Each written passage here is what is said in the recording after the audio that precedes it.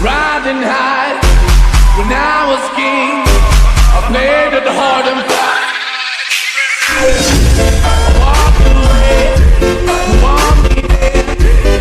Easy on me, oh, and it would. Come on, you got me, got me. My feet, you got me, no. Every time I see you, let me know what I've done.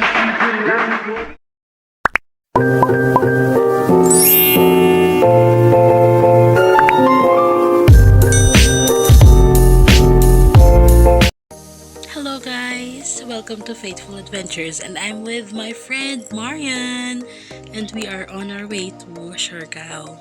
I have decided na i-vlog to because possibly or probably meron tayong matutulungan kung sino mang gustong pumunta ng Siargao via land trip, diba? So, kung budget talaga, gusto nyo talaga matipid yung budget nyo, I suggest mag-land trip kayo. However, kung gusto nyo ng less hassle, diba? Mag-flight na lang tayo. So, we are expecting na makakasakay kami kaagad because I was thinking na dapat makaabot kami sa port around 6 or 7 para masakyan namin ng 8 na schedule papuntang Siargao. However, hindi namin naabutan kasi umalis na daw. We arrived sa Davao, sa Ecoland Terminal around 6 p.m. So, hindi namin naabutan yung bus. So, we need to wait sa 7 na schedule ng bus papuntang Surigao directly. So, we have decided na kumain muna sa terminal para pag sakay namin ng bus, less hassle. Snacks na lang if in case na magugutumin. Pero pag hindi, at least hindi na kami kakain doon sa bus.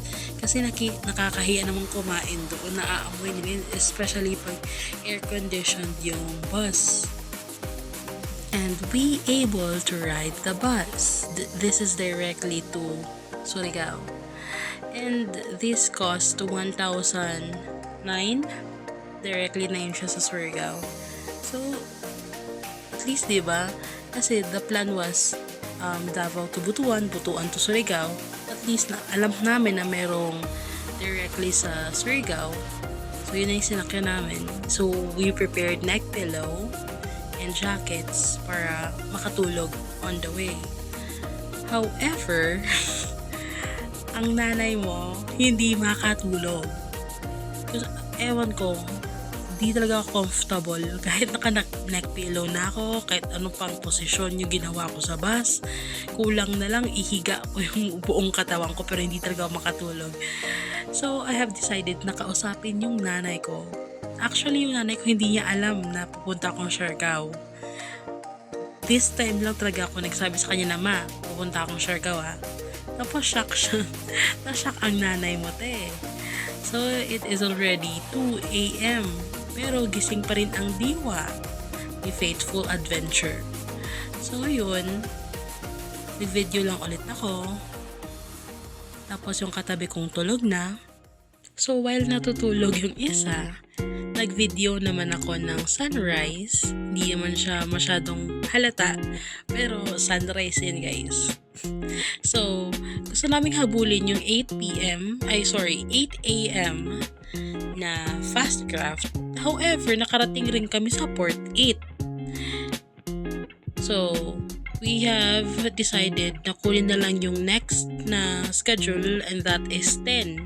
So, while waiting, yun, nagbe-video pa rin tayo. Video lang ng video while waiting sa ating boat. So, yun, nakasakay na kami. And it was hassle kasi mabigat yung bagahe namin. Pero kung siguro light lang yung dinala namin, hindi siya magiging hassle. Siguro yun lang talaga yung mahirap. Pag marami kang dala and then nagko-commute ka, napakahirap. So we arrived sa Siargao 12:30 and it takes 1.5 hour papuntang Siargao and it cost 420, a total of 450 kasali yung 30 pesos na tourism fee nila.